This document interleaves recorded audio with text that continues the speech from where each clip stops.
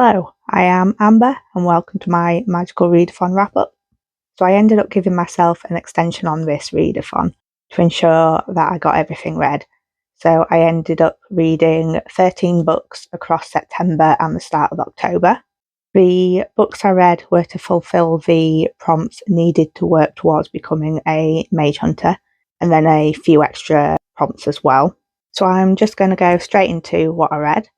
So for spells and incantations, to get an O, which was charm luck, roll a d6 and read a book with that page count. So I rolled a 5, which meant I needed to read a book between 401 and 500 pages.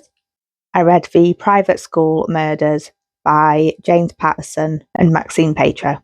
This is the second in the Confessions series, which is a YA series featuring the rich Tandy Angel as she solves murders. In the first book, the murder she has to solve is the murder of her own parents, when she and her siblings are the main suspects. And in the process of trying to solve this murder, she comes face to face with some family secrets, and her world is torn completely apart. So then in the second book, she is trying to solve a series of murders involving teenage girls who attend private schools. So these are girls who are just like her, and there's a point where she starts to think that she could have been one of these victims. This was a solid 3-star. I think had I read it as a teenager, I probably would have enjoyed it more. But as an adult, I found it was just okay. I've also, over the years, developed a few gripes against James Patterson, which might prejudice me against anything with his name on. I don't think it has affected my rating of his books, but I can't really be sure there. Like most of his books though, this is fast-paced, action-packed, and it made for a mostly enjoyable reading experience. There were a few times that I became bored though, and the story lacked any depth. It was also quite unbelievable in places. But I got through the book quickly, and I am interested in reading the next book. Then for a Q, Current Spell Trends, which was to read a book released this year, I read Human Rites by Juno Dawson. This is the final book in Her Majesty's Royal Coven series. I've listened to all of them on audio, and I've really enjoyed the series. Not counting the prequel B, which I thought was a great letdown. The first and second book of the trilogy, though, I've rated both these books 5 stars. So, Her Majesty's Royal Coven series is about a group of witches who were childhood friends. They have now gone their separate ways in life, although they still keep in touch. Then when a young magic user is captured, who is believed to be the Sullied Child, who is prophesied to destroy the world, the group starts to be pulled back together, but the group face quite a bit of strife because they have very different opinions on what they should do with this child. And part of this is also to do with what they believe is the right thing to do. Through the lens of magic, this book explores themes such as feminism, womanhood, oppression, and humanity, amongst other things. And I loved every minute of it. The final book, however, wasn't as good as the first two, in my opinion, but I still gave it 4 stars. As it is the last in the series, I can't really tell you what it's about due to spoilers, but the witches are now dealing with the consequences of the decisions they've made previously, and are now in the final moments of trying to prevent the prophecy from coming true and the end of the world. So I mostly enjoyed it and felt that it wrapped the series up well, but there was a part towards the end where it felt that the magic went a bit too far in what I felt was believable for the story. But I acknowledge that although it felt that it went too far, it might just be personal preference of mine as to the direction that it went in not matching with what I would want to happen, and that may have made me feel that it went too far, whereas others may well disagree. Now, ordinarily, I would recommend listening to the audiobook. The narrator is Nicola Coughlan, and she does an amazing job, and I think it is partly due to her narration that I have rated these books so highly. However, there are a few mistakes in this audiobook that sort of take you out of the story. So, for example, there are a couple of sentences that are repeated, and there is a moment where you hear Nicola Coughlan moving around and readjusting her position, talking about how it's uncomfortable to stay still for so long. This is not her fault whatsoever, but rather a problem with the editing. And it's also not what I expected from a big publisher. These sort of things should have been picked up and removed from a recording before it was published. I do still recommend the audiobook, but this is something that does affect the listening experience and really took me out of the narrative at the time. I would also recommend these books as a whole, as I thoroughly enjoyed them and I liked quite a bit of the messaging behind them as well. Then to get a D, which is for Incantation Capture Moment, I had to read a illustrated cover, and I read Dreadfully Ever After by Steve Hockensmith. So this is the last in the Pride and Prejudice and Zombies series, which is basically Pride and Prejudice adapted to include zombies and ninjas. Definitely not something to be taken seriously, and it's an enjoyable series that I actually enjoyed more than Pride and Prejudice. Although, unpopular opinion, I don't actually like Jane Austen, and I am prepared to lose all 8 of my followers over that opinion. So I find this series is more amusing than the source material, and it throws in some action rather than it just being a string of parties and social engagements. And now our witty comments can come with a good dose of blood and gore. So in Dreadfully Ever After, the unthinkable happens, and Darcy is bitten by a zombie. Now, proper protocol says that he must be killed, beheaded, and have his body burnt to prevent him rising again as a zombie. But Elizabeth can't do this, and when she hears that there could be a cure, she sets off to London to seduce a cure out of the creator. It is a fun, silly read where I found that the zombies were more believable than the ninjas, and I rated it 3 stars. Then for Conjuration, to get a O, which was Conjuring Circles, read a book with circles on the cover, I read A Deadly Education by Naomi Novik. I was actually quite disappointed with this book. I gave it 3 stars, but had been expecting to give it either a 4 or 5, as the premise sounded exactly like something I'd enjoy.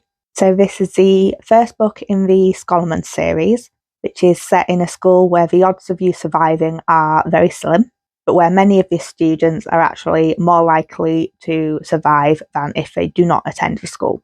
So this is because the students are magic users, and magic users attract Maleficaria, which are monster-like creatures that try and kill them. So although at the school they attract more because there are more students in one place, they also stand a better chance of defeating them because they are gaining the knowledge needed to defeat them, and they also have others around them that can help them fight. The school is full of Maleficaria, and they often have to either fight or avoid them. And when they graduate, they basically have to fight their way through the school and through these Maleficaria, and many of them do not make it out of the school. But they are still more likely to survive within the school than outside the school, apparently. So Elle is our main character, and she has her life saved a couple of times towards the beginning of the book by Orion. She is very unhappy about this, which might sound strange, but this is because she wants to stand out as someone who'd be an asset to have around, so she might be invited to join an enclave when she graduates. And having her life saved does cause her to stand out, but it makes her stand out in the opposite way than she wants to. So the bonus to being invited to join an enclave is that members of an enclave will protect each other, and they can also draw on a collective magic source, which the whole enclave periodically put into, and that they all can take out of. So Orion is part of an enclave, but in Elle's background, there has just been her and her mum, so she doesn't have the same sort of protection, and she also doesn't have the same access to magic. So if she is able to do something to cause her to stand out in a way that shows that she can be an asset, then an enclave is more likely to ask her to join them, which will increase her odds of survival. I had high expectations for this book, as it sounded like something I would enjoy, but I found it quite mediocre, and in places less than mediocre, especially the beginning. So the start really bored me. I was around 70 pages in before the plot actually started to exist, and in the first 70 pages we were being introduced to the world, but via a lot of exposition, with our main character talking to us like she was delivering an account of her life, mixed with a presentation. When the plot actually started to form, the book became more interesting, but even the action-packed ending couldn't make me want to run out and buy the next book. I do plan on reading at some point, but it's really not high on my priority list. I also wasn't the biggest fan of the writing style, so it reminded me of YA fantasy written in the 2000s, which I used to really enjoy, but I don't as much now. Although I did laugh when Elle called somebody a spanner, mainly because it's been a very long time since I'd heard that insult. Then for a Q, borrowing spells, I needed to borrow a book from someone else's TBR. So I don't know whose TBR this was from, but I saw that someone was planning on reading The Library at Hellebore by Cassandra Khaw. This wasn't the best book to read directly after A Deadly Education, but it's also set at a school that has a strange way of teaching, where most of the students die and there's demons. I rated this 3 stars as well, but it was a very low 3 stars. And towards the beginning, there was a point where I was debating whether it would be a 1 or 2 star, and I did think about DNFing it. It did improve, but it was still definitely not a favourite read. So I felt there was very little plot to it, and that the book was just there for the body horror. There is an author letter at the beginning of this book, because it's a Illumicrate edition, and that letter talks about what the author wanted to put across, but I guess it just didn't come across to me. So in the Library at Hellebore, there are 2 timelines. The one we start with is Graduation Day, where our main character wakes up surrounded by the remains of her roommate that she ripped apart the night before. The room is covered in top to bottom gore. Then when the boyfriend of her roommate comes in, he is remarkably chill about the whole thing. But this is because this is just what the school is. Then they go to their graduation, which turns out is just the faculty trying to eat them. Then the second timeline is basically not a timeline per se, but a string of different events that lead up to the graduation, many of which include other student deaths. The first event is Alessa's first day at school.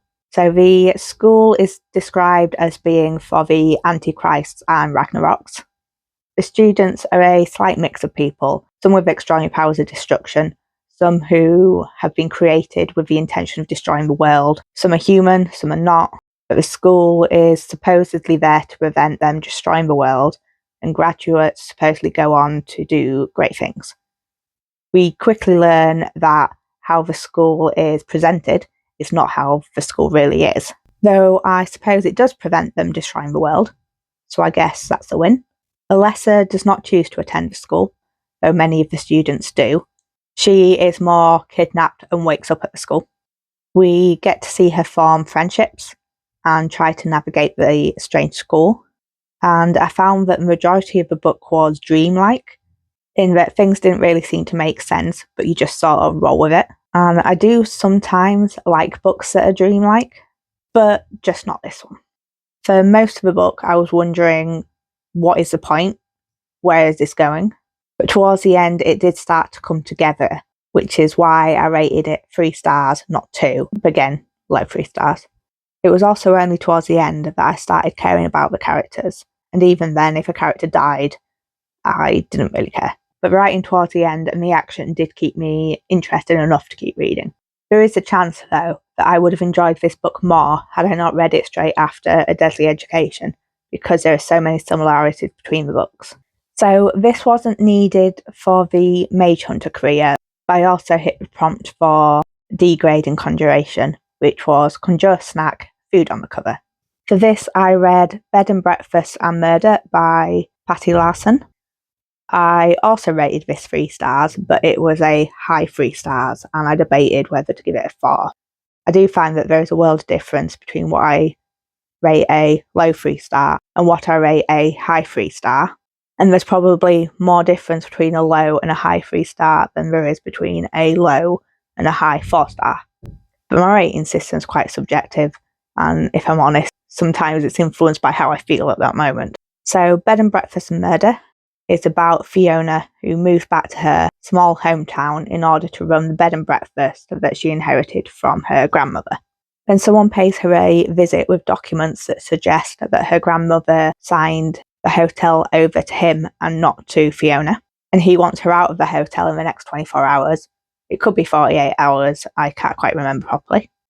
But then his body is found in the hotel pond. So Fiona then tries to solve the murder and clear her name. And while doing this, she discovers the criminal underbelly of the town and also gets underfoot the local sheriff. So I enjoyed this book. It was fun, it was entertaining, and I flew through it. I have seen quite a few negative reviews, and these mainly complain about it being juvenile, but I personally didn't find that. But perhaps I'm juvenile, and that's why I didn't see it that way. Yes, it kept referencing a farting dog, but have you ever had a dog that has really smelly farts? You usually reference that when they happen. But this dog was being fed so much food that it shouldn't be eating by people around the hotel that it probably farted a lot more than the average dog. I'm starting to think I might just be juvenile. But for myself, I liked this book, and I want to read more of the series. I have a prediction of a romance forming between two particular characters, although it did not happen in the first book. So the last grade that I needed for the Mage Hunter career was a O in Restoration, which was Unbroken Tincture. Read a book with a single point of view. For this, I read Slawter by Darren Shan. This is the third in the Demon Arta series, which is a series of books about demons, some set in our world and some set in demon worlds. I'm not sure if the series is classed as YA or middle grade, but it's enjoyable either way. So in the third book, we are back with Grubbs, who he is now settled in his new life when his uncle is asked to consult on a new horror movie. So Grubbs and his friend Billy Spleen go with his uncle and get to live on a movie set for a little while. But quickly, Grubbs starts to think that there is something more sinister going on and that the demons might not be fake. I enjoyed this book. Again, it was fun and entertaining, and I can see why when I read it as a child, I loved this series. For adult me, it was a 3-star, but again, another high 3-star. Then I also read for Restoration. For the Q grade Continental Remedies, I had to generate a random country and read a book by an author from that country. So I was lucky and got Japan, which is a fairly easy country to read from if you have manga. So for this, I read Death Note Black Edition Volume 2 by Tsugumi Ohba and Takeshi Obata.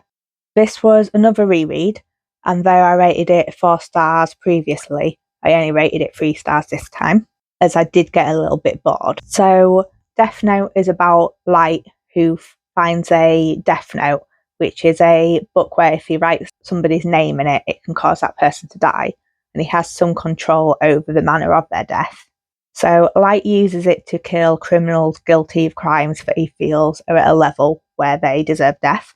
And this leads to the police trying to find who's killing these criminals, and Light comes under suspicion. So in this volume, he's trying to clear his name and ends up in a mental battle with the infamous L, who is working with the police. It was entertaining to watch them trying to outfox each other, and I think that was the main reason I gave it 4 stars last time. That and how morality is explored in the books. But I feel that when I read it this time, it didn't seem as clever as I initially thought, and I also didn't find it as interesting. But I still want to continue with the series, again, partly because I never finished it the first time I was reading it, and also because I had been rating it 4 and 5 stars previously. What also causes me to want to read more is that this ended in a cliffhanger, and we've also been introduced to another character who has access to a Death Note, and that's brought about a new dynamic and switched things up quite a bit in the story. It might also be worth noting that although this is Volume 2 in this edition, it's actually Volume 3 and 4 of the original edition. To get a D, which is for Magical Rehabilitation 101, give an author a second chance, I read the 50 Shades Trilogy by E.L. James. I've got it in a bind-up. So I'd previously read 50 Shades of Grey and I didn't like it. So I reread the first one, gave it 2 stars. Then I read the second and third and gave them both 3 stars. So this series is one that gets better as it goes along. However, it's still a poor series for me. So 50 Shades is a series about the relationship between Anna and Christian. It was a very popular series, but also one that was hated by many, and it's also said to be a bad representation of BDSM. So when Anna and Christian first meet, he wants to form a sub-dom relationship with her and wants her to sign a contract to be a sub. He has no romantic intention, which is pretty much what Anna is looking for. But as the series progresses, this changes. The first book is pretty much about them starting a relationship, and I was quite bored. The second and third have a bit more plot outside of their relationship, and there is also a thriller element to the book that I quite enjoyed, but there was not enough of it to redeem the book. I did come to the conclusion when I was reading the book that although I do enjoy smutting books, there has to be a certain level of plot to keep me interested, and this series doesn't always reach that level of plot. When it comes to characters, I was quite surprised at how well I felt the characters were written in this, in terms of their personality, believability, and how they interacted with each other. I was also surprised at how much the book caused me to look at the characters and situations from a psychological point of view. So for instance, there are parts that got me thinking about how childhood experiences can affect relationships throughout a person's life, or how Christian often sabotages his own healing. There is also a common criticism of this book that the author makes it seem like Christian is into BDSM because of adverse childhood experiences. There is a scene where Christian's doctor, I can't remember whether he's a psychologist or a psychiatrist, but there's a scene where he says that this is not the case. And I don't know whether this was in response to the criticism, but this was in contrast to what Christian was saying about himself. And I think that overall the book made Christian's argument about his childhood trauma being the cause seem stronger, which isn't great. So although I liked how the characters were written, and I enjoyed the thriller aspect of the book, it's a deeply flawed series, and I found a lot of it boring.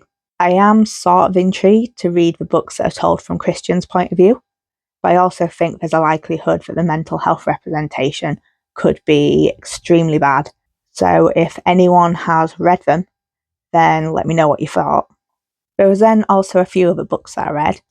So for a O in Art of Illusion, which is biome manipulation, read a book with an autumnal setting, I read The Pumpkin Spice Café by Laurie Gilmore via audiobook.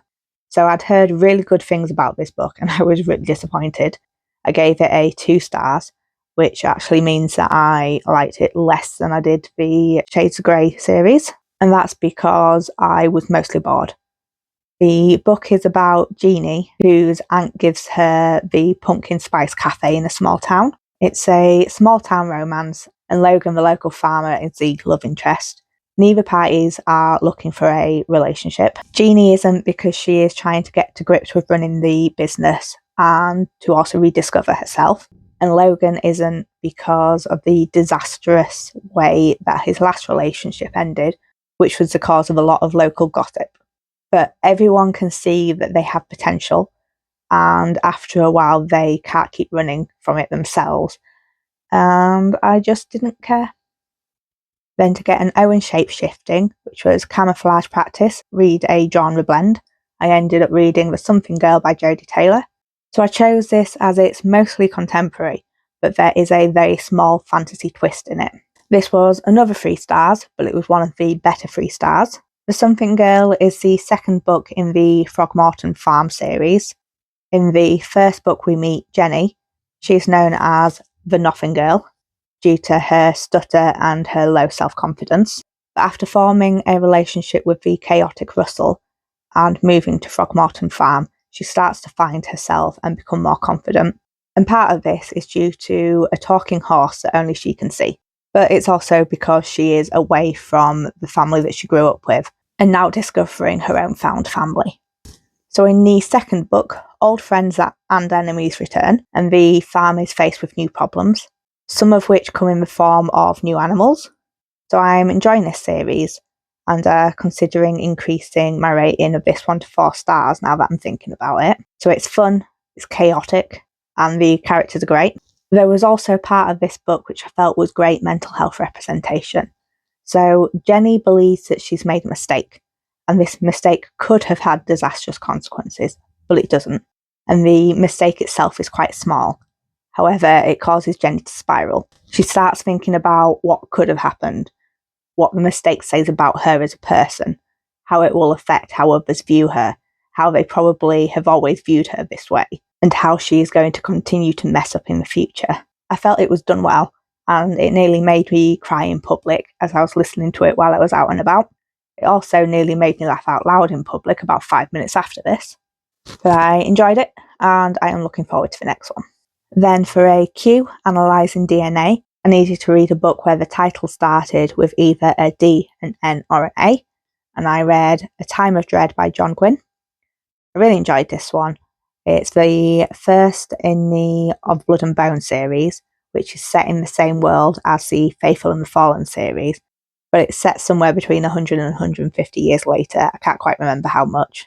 So it looks at how the world has changed since the events of the Faithful and the Fallen, and it shows the consequences of these events. So in telling you about A Time of Dread, there will be spoilers for the Faithful and the Fallen, so feel free to skip this bit if you want to avoid the spoilers. I'll put timestamps in the description, but I will also put on the screen the time to skip to in order to avoid spoilers. So in A Time of Dread, part of the land is ruled by the Benelim. So I've been pronouncing them as the Benelim, but I've heard a lot of others pronouncing it as Benelim, so I'm going to pronounce it that way from now on. Although the video in which I keep saying Benelim, that is going to come up after this one. So the Benelim are a race of warrior angels who rule with an iron fist. They enforce their rules with violence and propaganda, and having read the previous series, this saddened me, as it was not the world that Corbin and his friends fought for, but it is the world that they helped bring about. However, the group that Corbin founded, that is still strong, and his values still run through it. So although this group and the Benelim fought together in the last series, they are now pretty much separate, despite working at destroying the same enemy. This is the Kadashim, which have pretty much been pushed to the edges of the land, but are starting to become more active again. And while they are becoming more active, they're gathering a cult-like following, and there's ritualistic sacrifices being made that suggest that something big is going to happen. So this also introduced a horror element to the book that I'd not been expecting, and that I am totally here for. I did worry that I would not like the characters, simply because they're not the characters from the previous series, and I really liked them. But now I feel that the characters in Of Blood and Bone do have the potential to become as loved as the characters in The Faithful and the Fallen. I really enjoyed this book and rated it 4 stars. It was nearly a 5 stars, but I felt that something was missing. What that something was, I don't know. But maybe I can find it in the second and third book. So although you can read Of Blood and Bone without reading The Faithful and the Fallen, I would suggest that you read The Faithful and the Fallen first, as Of Blood and Bone contains spoilers for the previous series, and I feel there are some emotional responses to some things in A Time of Dread that you wouldn't have if you'd not read The Faithful and the Fallen. Then I also listened to the audiobook for Serpentine by Philip Pullman. This is one of the short stories in his Dark Materials. This I didn't read for the readathon. So Serpentine is set after the events of his Dark Materials. It features Lyra and Pan, and they go north to visit an old friend, while dealing with the changes in their relationship that has been brought on by the events in the last book of the main trilogy. So I listened to this on audiobook, and as I listened to it on 2x speed, it was only about 15 minutes long. It's a nice little add-on to the series, but it's not really essential reading, and I don't really have anything else to say about it. So that's everything that I read for the Magical Readathon, and that meant that I received a D in Spells and Incantations, a D in Conjuration, a D in Restoration, a Q in Shapeshifting, and an O in Art of Illusion. And this means that I received the grades that my character needed to move closer to becoming a Mage Hunter. She now has only 1 year left at Aurelium Academy, and then I'm looking forward to creating a new character. So, did you take part in this readathon? If so, how did you do? Let me know in the comments. And of course, like the video if you liked it, subscribe if you want to see more, and I'll catch you in the next one.